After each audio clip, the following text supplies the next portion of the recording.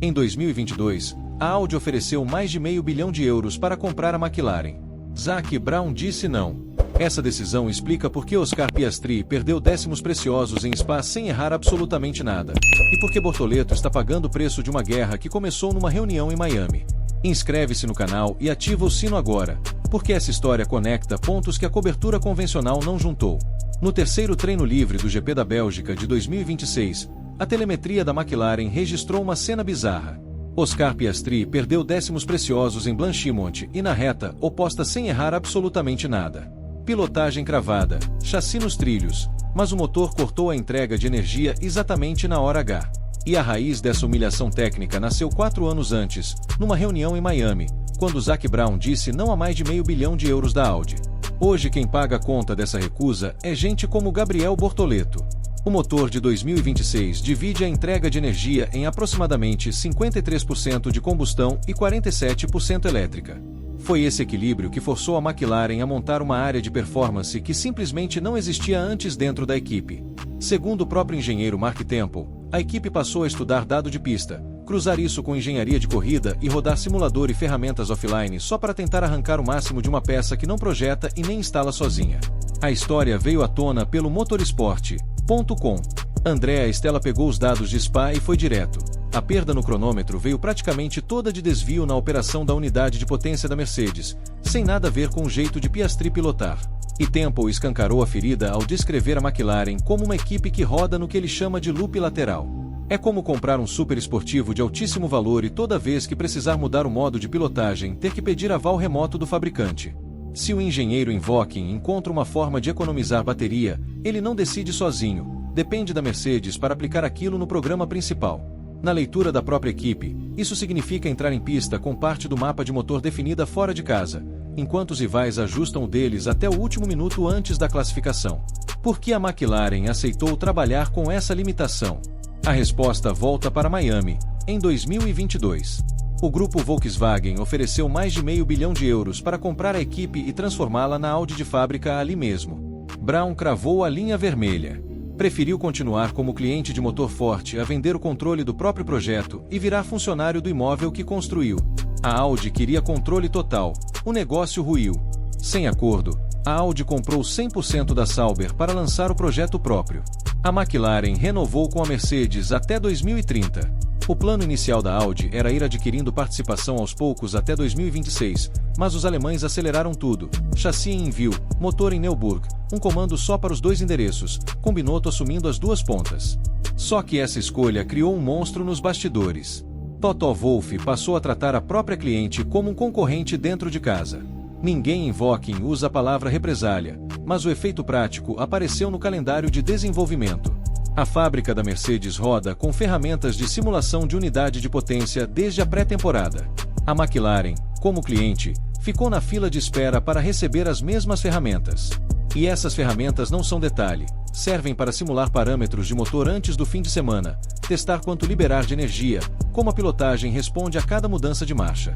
Sem isso, a McLaren chegava em cada pista testando no escuro o que a fábrica já havia modelado meses antes. A McLaren tentou correr atrás. Em Melbourne, na abertura do campeonato, Stella já batia a cabeça com o problema. Via a diferença de velocidade rodando a mesma unidade que outras equipes e não conseguia explicar 100% o motivo.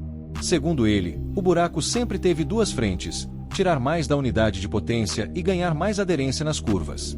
A primeira dependia de terceiros. A segunda, pelo menos, a McLaren controlava sozinha. Em abril, depois de avançar no material recebido da Mercedes, Stella chegou a dizer que a equipe tinha finalmente preenchido o buraco de ferramentas. No Japão, Norris comemorou o progresso real no uso de energia depois de um resultado forte em Suzuka. Mas Spa mostrou que o alvo não parava de se mover.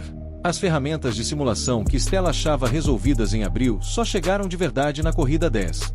A McLaren corria atrás do próprio rabo, aprendendo uma camada nova do motor exatamente quando julgava ter fechado a anterior. Meses depois, na pausa de meio de temporada, o placar mudou de figura. Norris venceu o GP da Hungria e Stella chamou aquele fim de semana de ponto alto do ano, não só pelo resultado, mas porque o pacote aerodinâmico novo provava que a mudança de rota no desenvolvimento havia funcionado. Mesmo assim, avisou que otimizar a unidade de potência continuaria complicado até o final de 2026. E é aqui que a ilusão de que a Audi foi genial e a McLaren deu um tiro no pé ruiu em 3 voltas. Os testes de Bahrein revelaram o tamanho real do problema. Somando a Mercedes e todas as suas equipes clientes, o bloco alemão acumulou 1.554 voltas de teste. A Audi F1, sozinha com 2 carros, conseguiu 357 voltas. A Mercedes rodou com 4 equipes fazendo o equivalente a um simulado em grupo. A Audi estudou sozinha, com o livro de exercícios sem os outros alunos. Desenvolver motor nesse regulamento sem equipe cliente é isso. Cada quebra, cada falha, cada dado que poderia ser coletado por 8 carros fica restrito a 2. O próprio ex-chefe de equipe Jonathan Fitley admitiu que a Audi ainda engatinha e está longe de ter estrutura para abastecer uma equipe cliente na Fórmula 1. E foi Bortoleto quem colocou o número nisso. Em certos circuitos, o déficit da unidade Audi passa de 1 segundo por volta. Binotto já havia avisado que não esperava que essa unidade nascesse sendo a melhor do grid desde a largada. O resultado bateu com o aviso. E quem paga a conta dessa briga de gente grande no asfalto é Bortoleto. O brasileiro era da academia da McLaren, mas Vokin preferiu travar as vagas com Norris e Piastri até não poder mais. A Audi aproveitou a brecha e exigiu o piloto em definitivo, sem conversa de empréstimo. Ele trocou a fila de espera de cliente de ponta por virar engenheiro de teste na Fórmula 1 a 330 km por hora num projeto do zero.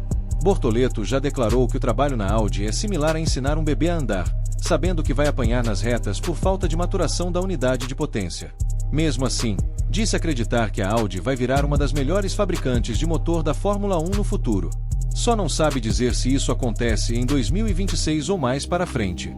Ele estreou pela então Sauber ainda em 2025, um ano antes de a marca Audi assumir de vez as rédeas do projeto em 2026.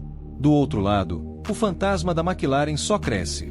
Wolff já avisou que no próximo ciclo da Fórmula 1, o ecossistema Mercedes vai encolher para 2 ou 3 equipes no total. A lógica é industrial.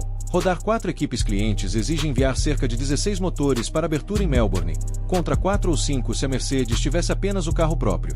Isso estica prazos de produção e antecipa decisões de projeto que poderiam ficar em aberto por mais tempo. Mais clientes significa mais quilometragem e mais dado de pista, mas também mais motor para fabricar e menos tempo para decidir com calma. Wolff já deixou claro de que lado quer ficar. Isso praticamente não deixa espaço para clientes além da McLaren, se sobrar alguma. A equipe de Brown virou um projeto com data de validade embutida, onde cada temporada sem título aumenta a pressão sobre a gestão. No final das contas, a guerra entre McLaren e Audi em 2026 escâncara a encruzilhada da Fórmula 1 moderna. Brown engoliu o loop lateral, os atrasos de ferramentas e o rótulo de inimigo em casa para ter um carro capaz de subir no pódio hoje.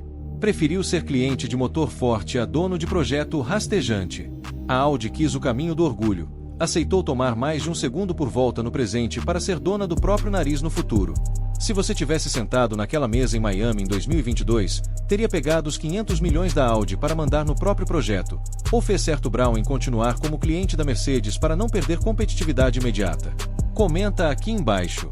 E se você quer continuar acompanhando essa guerra de bastidores com análise técnica que conecta os pontos, inscreve-se no canal, ativa o sino e aparece no próximo episódio. Porque essa história tem consequências que vão muito além de 2026, e vão estar aqui antes de qualquer outro lugar.